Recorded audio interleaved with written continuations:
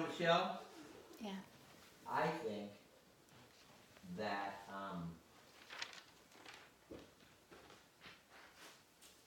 that what I have to say tonight, for the benefit of, actually, I think it's for the benefit of all Americans, is very appropriate for the 4th of July. True. Yep, very appropriate. Hi, everybody. How you doing? Frank Montero, CEO of TLC Residential, and I am here to wish you the best 4th of July possible, and also to give you some information on what's going on with the case and whatnot. And this really affects everybody. So this is directed at everybody in the TLC family, whether you are senior staff, even a vendor. Very appropriate. So here's what happens. Gross negligence. Let's talk about gross negligence. Lawyers love that word. Well, gross negligence is when something is completely neglected. And I have just been waiting for somebody at the Department of Labor to be master of the obvious and recognize what they're doing wrong from the onset and say, okay, well, what have we missed here? And I can't believe that these people, Mr. Song, I would think they would have family. There isn't a single person in the United States that the problem with substance abuse doesn't touch everybody. The huge problem that we're having with opiate crisis is horrible, and there's many different proposed solutions, but none that really can be implemented immediately. Gross negligence. What has been missing from this huge witch hunt that has gotten nowhere? I've complied what I was ordered to do as far as with the payments and stuff to the house managers, house parents, but it doesn't change my mind that it's a violation of your rights as Americans and as residents of everybody that's whether you're a house parent or a resident that's not a house parent, you're all residents. And how this has affected you horribly in a way that you cannot even imagine. This is what I'm going to bring to light. The things, I just want to mention a few things, and people think that I'm a human being just like everybody else. I had a very hard time in my life with many things. I was a refugee from a country that had communism, and one of the things that we were afraid of or avoiding is this type of government overreach, what's called centralized planning. Centralized planning is what they had in the Soviet Union, and they had in China. It's kind of veering away from that. But centralized planning means the government does everything for you. You don't have any independent thought, really. So this is what's happening here.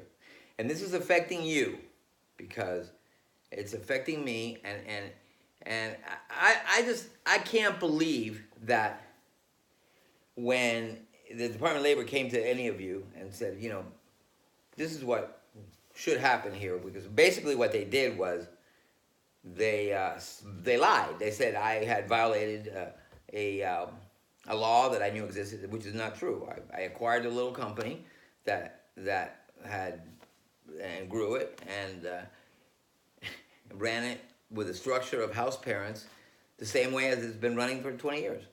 And but now it's me, and I have to pay supposedly retroactive wages. Well, let me ask you something. In reality, did I violate any of my agreements with any house parent, house manager? I really want to know if I did, because I did not. I agreed that I was going to give everybody free bed fees, and you people were going to enter into a sort of commitment where you help yourself acquire leadership skills and you help us, and you help primarily yourself and the other addicted person who's suffering. And what's the common goal in all of this is peer support. Again, doesn't matter what methodology you're talking about. When one person has suffered with this condition, helps another one. Not when one person gets paid to help another one. That is a complete, I'm not going to use the word bastardization.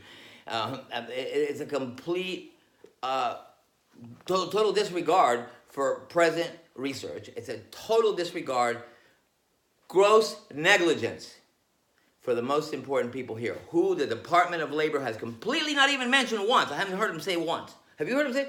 Not once. Guess who? 90% of the people. The residents. I have not once heard the Department of Labor say anything that helps the residents. Why? Because whatever they're doing is not helping you, the resident. Because you're the one that's paying to be there. They're all worried about what I'm giving away for free to people that help you as a resident. But they're harming you because there's all this turmoil going on in the home that has never happened before. There are all these signs that they're going to post, and I don't care. I don't lie, so I don't have to worry about any of that stuff. The gross misrepresentation of anything that I said is horrific. It's an egregious violation of truth. That I intimidated people on purpose. I'm not very intimidating. I'm about 5'7" or 8, and I am not. Most of you have never even met me. So they have put me through these inquisitions, interrogations, about thinking that I was lying about my wealth, which I don't have much anymore, and they have treated me like pure garbage. You know what they did to me, folks? They went into my bank, and people have had they have problems. Whether it's child support or any kind of problem. They garnish the wage and take 25, 30, 35, whatever. You know what they did? They went into my bank account. I had one personal checking account, one personal savings account. They went and took everything out and left me with zero. Zero. Every dime they took out of my savings and every dime of my checking. And that was payday. So I had just gotten paid. So these people, what they do to me is what they're going to do to you. Okay, you're no different. They are people that are not going to treat you with dignity and respect like I try to. I have been fighting all along, folks. I want to repeat. I have been fighting so that you get what you wanted, Mr. and Miss House Parent. You guys wanted free rent. Well, that's what I've been fighting for. They don't want you to have free rent only. The company cannot afford to give away free rent and pay. And then you retaliated. And then they retaliated. They're talking about me retaliation. They retaliated. And what they're trying to do is just absolutely humiliate me. This is what the people are doing. Is that what you signed up for? Did you sign up to go work for, or go live in an organization that provides structure, whether you decided to make this decision on your own, or whether it was your physician, or a clergyman, or a treatment provider, or a therapist, or whatever? They counted on the fact that we have a reputation for many, many years. And that is a reputation for always be truthful to the judges. The judges know that we tell them the truth. The defense attorneys try to manipulate us all the time and try to say, well, he had one relapse, but, you don't have to tell him. No, we don't lie to the court. It's cast in stone. That's why You talk to any judge that has done a referral with us, and they will tell you that we are always straight up. What they're making up at the Department of Labor, I don't understand why this is a personal vendetta of sorts. The most important people here really are you, the residents. You people want structure. You people have low,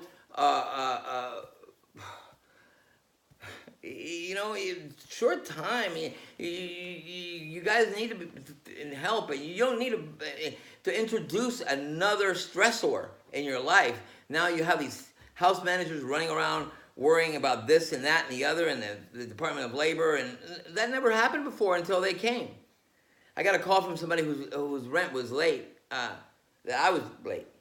I mean, never in my life have I ever been late with any of these people. It's not until now that they have completely depleted my funds, that they went into my personal bank account and left me with zero.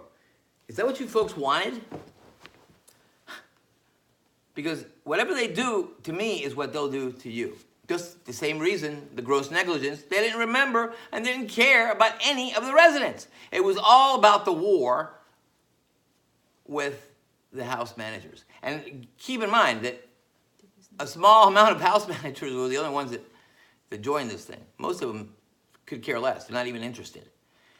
And they dangled the big carrot, which was the other thing that they promised. See how truthful they are? They were going to give you a big check, huh? I wonder if any of you made plans with that money. Did any of you borrow money against it? Did any of you really make life choices with the expectation that you were going to get that money? Well, folks, they thought that I had the money. I don't have the money. And besides, this is not morally correct. I did not make. I don't owe you that I know of. I mean, I didn't make a deal with you to make so that you would make $40,000, from my pocket. That's not. Sometimes what's legally correct and what's morally correct are two different things. For example, I'm a pilot. Yes, folks, I'm a pilot. Whoever wants to say that's gibberish, it's not. I'm a licensed pilot, and Princeton professor. So the if I right now say I want to fly a Pilatus PX-12, which is a single centerline thrust turbine aircraft, and I get. Let's not go into a turbine world. Let's stick with a Cherokee 6, which is let's say a 300 horsepower single engine piston plane, high performance, complex, retractable gear. I am endorsed for all that. So I get my biannual review, current medical, and I'll be legal. 3 takeoffs and landing, be legal to fly that thing.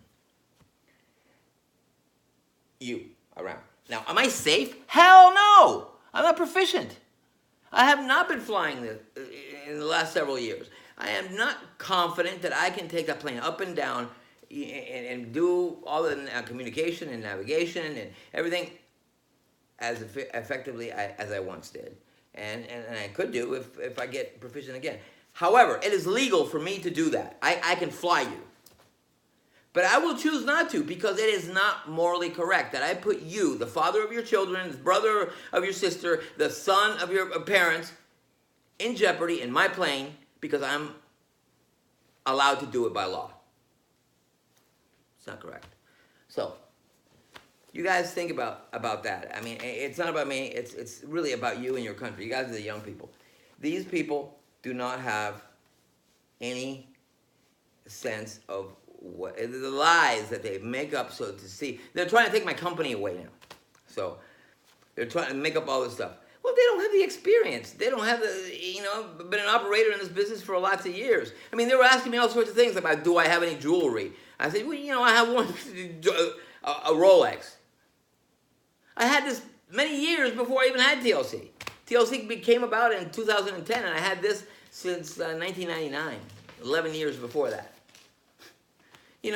What does this have to do with what we're doing now?